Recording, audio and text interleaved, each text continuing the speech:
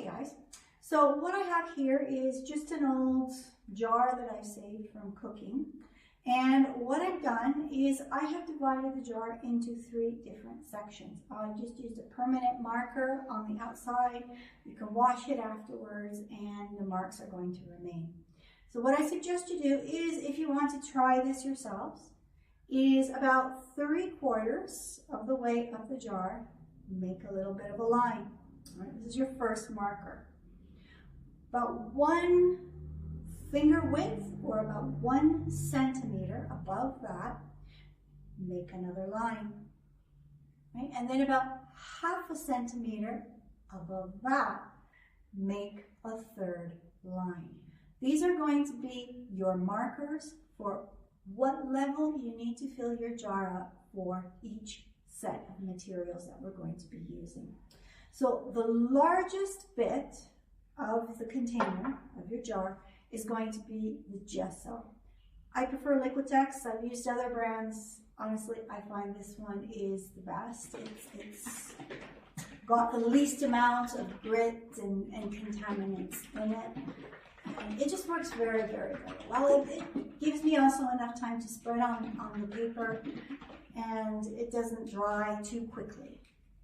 So here we are. We'll just open up the jar. Okie dokie.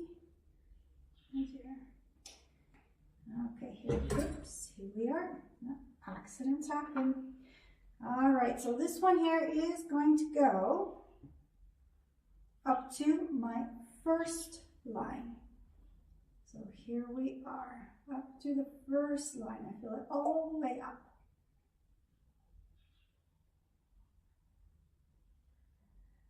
Okay, so there we are, filled up to the first line. Okay, once I have this, I'm going to take some water, all right? Now the water is going to go up to the 2nd line.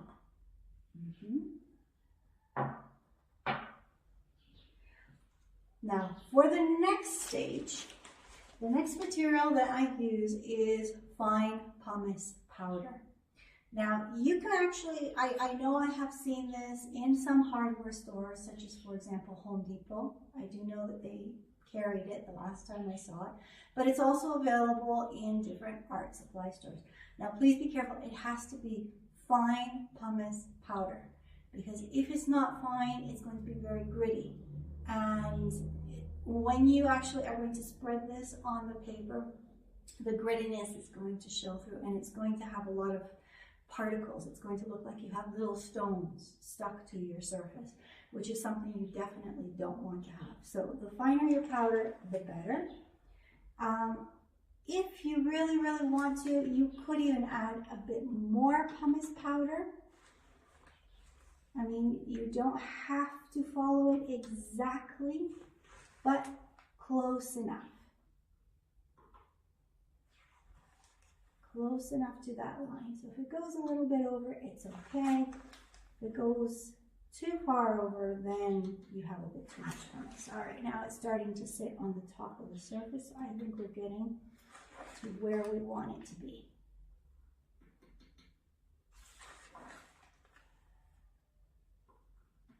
Okay, and let's say a little one more should do it. Yes, definitely, we've reached the last line. Now, you could do it so that it's just plain white. I like to tint my papers. What I usually do to do this, I don't always paint every sheet of paper the same color, because a lot depends on what you want to paint. Some things you want a warmer background, some things you want darker, some things you want more vibrant. Lately I've been more into choosing warmer colors. So what I do is I start light. So in this case I'm going to start with a bit of sienna. And as I make my way from paper to paper, I could add other colors to make it darker. But definitely I always start from the lighter tone and make my way into a darker. Here we are, adding a bit of, okay, just acrylic paint. Like apologize for the noise. My neighbor's dogs have been allowed to wander around the neighborhood. Shh. When they come out to my gate, they tend to cause my dogs to bark and howl along with all the other neighbors. We all have a good complaint about our neighbor's dogs. All right, so you just give this a good mix.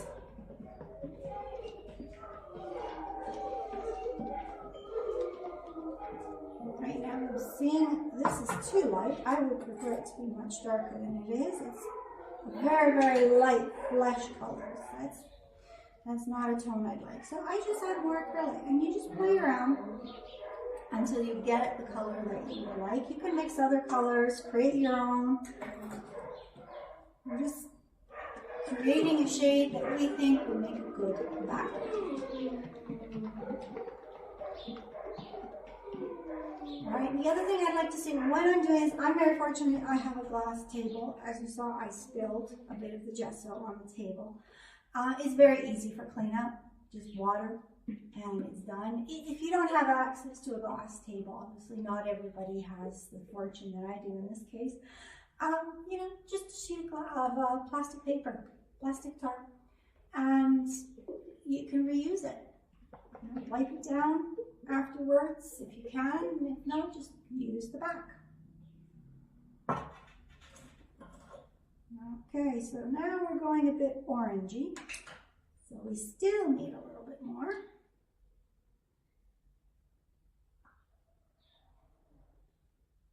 There we are.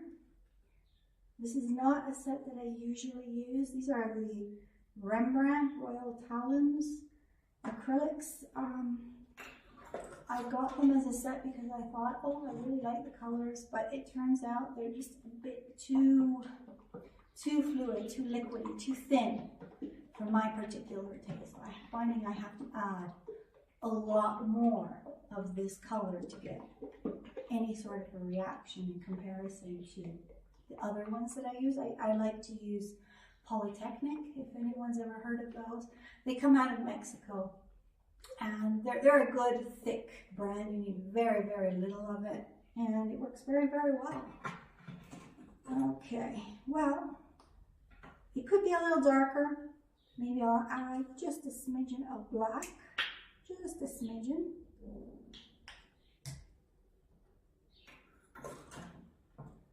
we are.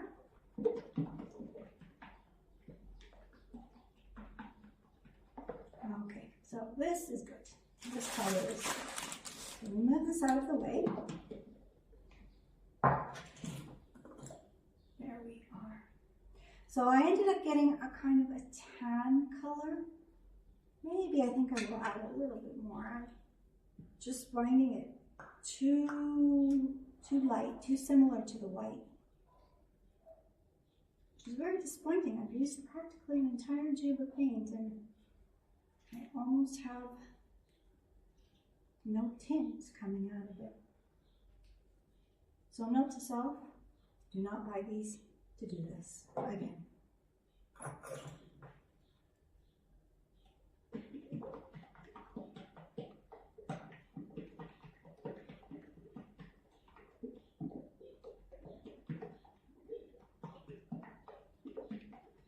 Okay, should be done. Yes, it is. And as you can see, it's made very little difference. It's still an extremely light color. So what I'm going to do, in that case, I think what I'm going to do is just paint two of my papers with this color. And to do that, I have a little sponge roller. I also use a larger one if I'm working on a larger piece. But for today's purpose, because I really don't have all that much that I want to do today, I'm just going to use the small one for the small and the larger piece. And I just spread a little bit of the gesso on the two pages that I know I want this color.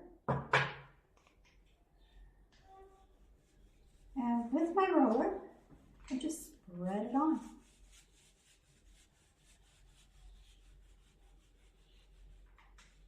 There we go. Now, not only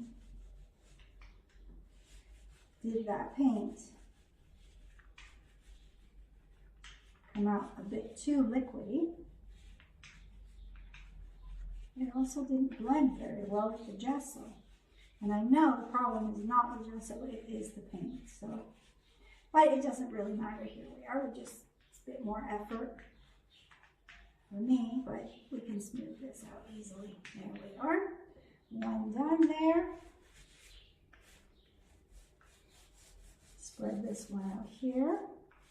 Now, as I was saying, that's not a good paint.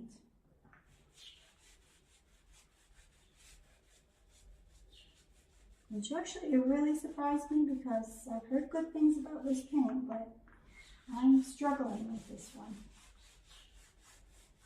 All right, there we are. So it actually turned out darker than I had anticipated, which is good. Since I already have the gesso on my little roller sponge, I don't need to pour any more on.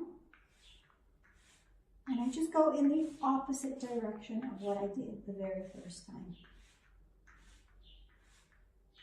And there we are, this one is finished. All right, this one's got a few darker spots. There we go. Nice and smooth. All right, now, you know, actually, believe it or not, I like this color, and I think I am going to just carry on. For all my complaining, you see, I actually like the color. You just never know. When things go on paper, they look different, and you have to make judgment calls. Now, if I did want to make it different, I would just add another color to my jar, and I would have different shades. Okay, I've done that many times where I've started off with a sienna. I've added darker browns, I've added blues, I've added blacks. So it comes in very handy. It's really, when you're doing it this way, you can create any color that you would like.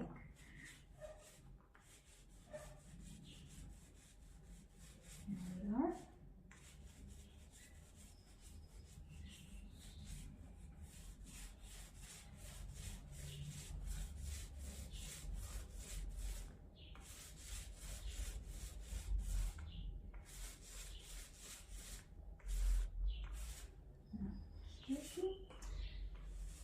The opposite way.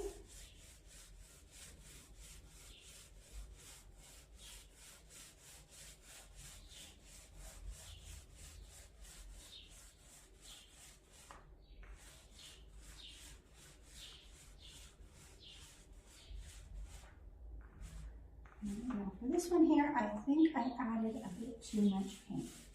But again, that is not a problem.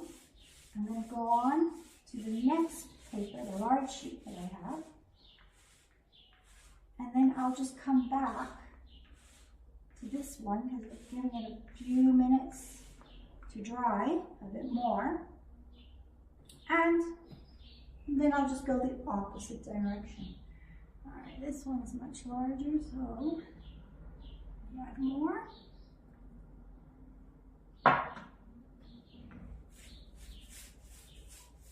Usually this is not that messy to do. Today I have to admit I'm being a bit klutzy. There are good days and there are bad days. Today is definitely one of my klutzy days. But like I said, it cleans up. It's all part of being an artist. You know, nothing's ever perfect. You know, everybody makes mistakes. The main thing is that, you know, you learn from your mistakes and you like the end results. So.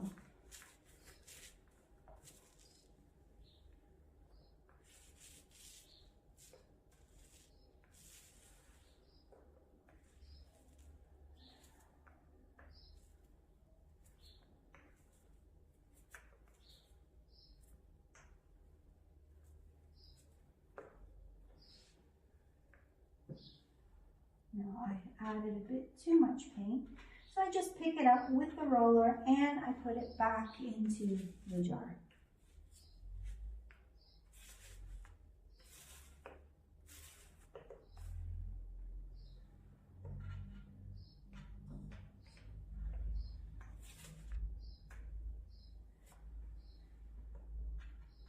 There we are. All right, we go this way now. Well, I think I still have a bit too much paint on here.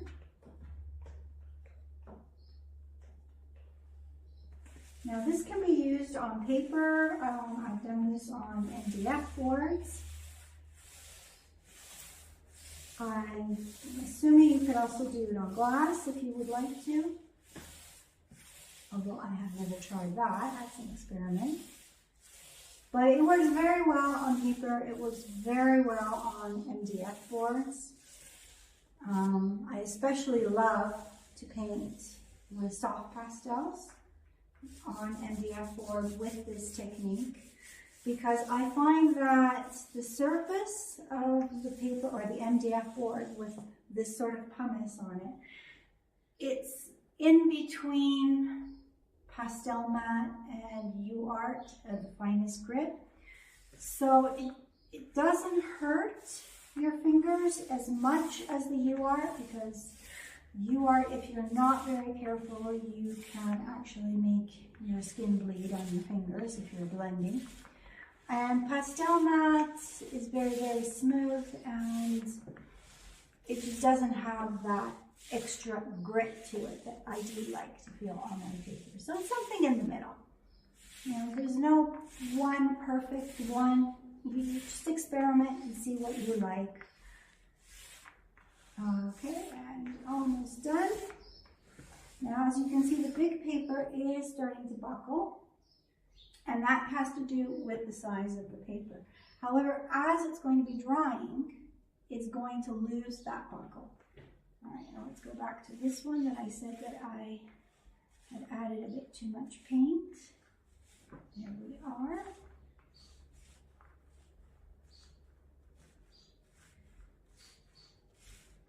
When I do this, I usually tend to do quite a few sheets or MDF boards all at once. That way I have them sitting waiting for me, as opposed to doing it every time I need to have some sheets. I usually do big chunks of 10, 20, 15. And yeah, it works out really well. You always have something on hand. And that's one of the reasons why I say I like to do it using different colors, because you always have different things available depending on what you want to do. All right, so this one's almost done. I'm just giving the last bit of smoothness here.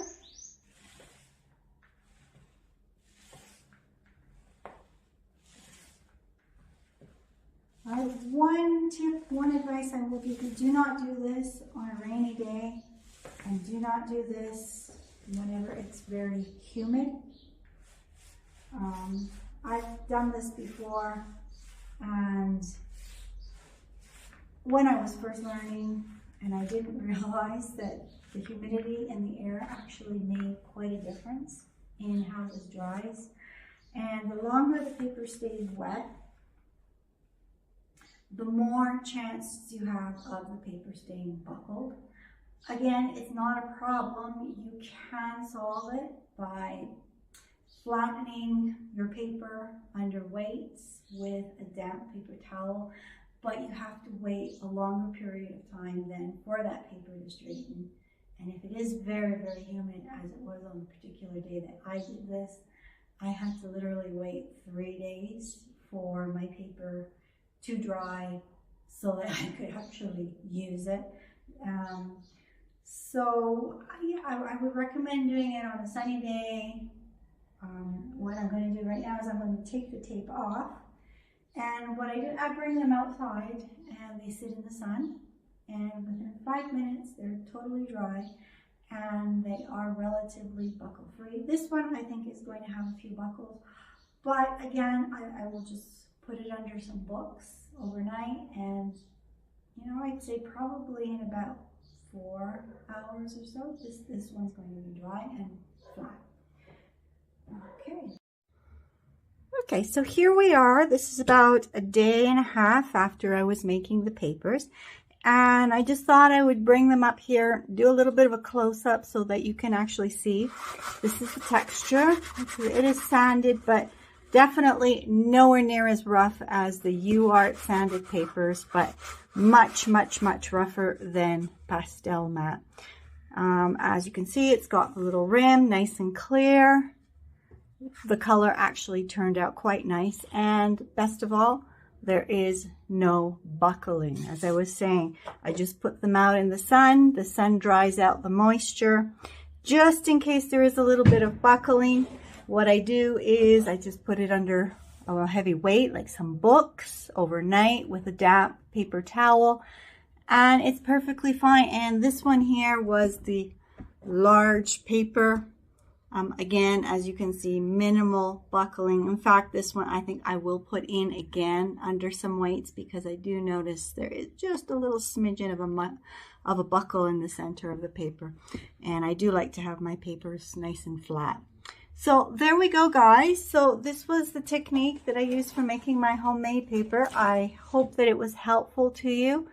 If you have any other ideas for any other topics that you would like to have covered, I welcome anything, any suggestions in the comments or as a message. If you liked this video, you found it helpful, again, please subscribe to the channel. So guys, keep painting, keep smiling, have a great day. Bye-bye.